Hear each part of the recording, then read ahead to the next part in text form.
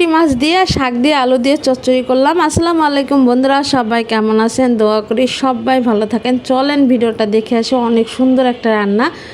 আসলে এই ছোট মাছ কিন্তু এইভাবে মেখে রান্না করলে অনেক ভালো লাগে। দেখেন আমি বোম্বাই মরিচও দিছিলাম, আর এখানে সব রকমের মশলা দিতে হবে। শুধু শুকনা মরিচের গুঁড়া দেওয়া যাবে না, কারণ যেহেতু এটা চচ্চড়ি মানে ছোট মাছ বলতে কিন্তু আমি কখনোই মরিচের গুঁড়াটা দিই না। তাছাড়া আর আদা রসুন বাটাটাও ওরকম দিই না, দিই পেঁয়াজ বাটা আর জিরা বাটা। যাই হোক, আর কাঁচামরিচ পেঁয়াজ একটু বেশি করে দিবেন, ঝাল ঝাল হলে কিন্তু বেশি ভালো লাগে। যাই হোক, আমি মাছগুলো মানে মাখিয়ে তারপর মাছগুলো উঠায় রাখছি। তার মধ্যে ওই মশলার মধ্যে আমি এখন আলু আর শাকটা সুন্দর করে মেখে নিব।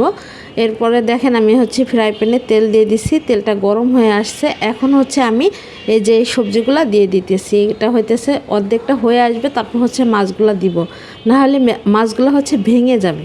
যাই হোক, এই দেখেন মাছগুলো কিন্তু আমি সুন্দর করে উঠায় রাখছি।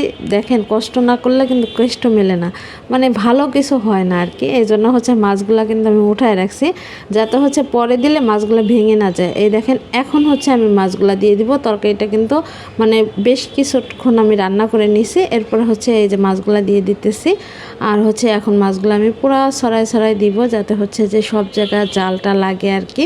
আর এই ফ্রাই প্যানটায় কিন্তু আমার চচ্চড়ি করতে অনেক ভালো লাগে। আসলে অনেক মানে তাড়াতাড়ি পানিটা মানে টেনে যায় আর কি, ভালো লাগে আর কি। আর এখানে কিন্তু আমি তেমন কোনো পানি দেই, শুধু যে এই যে মশলাটা মানে ধুয়ে অল্প একটু পানি দিছিলাম। বেশি পানি দিতে হবে না, কারণ এটা যেহেতু চচ্চড়ি করব। আর দেখেন অনেক মজা লাগে। এই রোজার দিনে কিন্তু ভাত খাইতে ইচ্ছা করে না, যদি এরকম একটা তরকারি থাকে তাহলে কয়টা ভাত খাওয়া যায় আর কি, মানে ভালো লাগে না। যেহেতু এই জন্য এমন তরকারি রান্না করতে হবে রোজার দিনে, যেটা দিয়ে মানে মন ভরে ভাত খাওয়া যায়। মানে এই দেখেন এই তরকারিটা কিন্তু হয়ে আসতেছে। আর আমি এখন সুন্দর করে উল্টে দিব, যাতে মানে মাছগুলা না ভাঙে। যাই হোক, ভিডিওটা কেমন লাগলো অবশ্যই জানাবেন, আর আমার সাথে থাকবেন।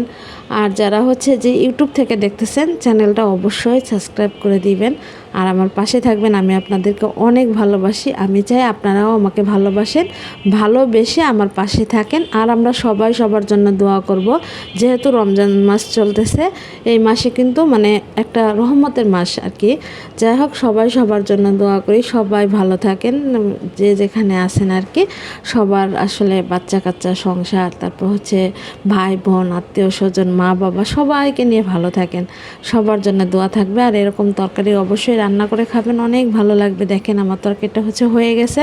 আমি যে চুলা থেকে নামায় রাখছি, কারণ একবারে নিচে লেগে গেছে।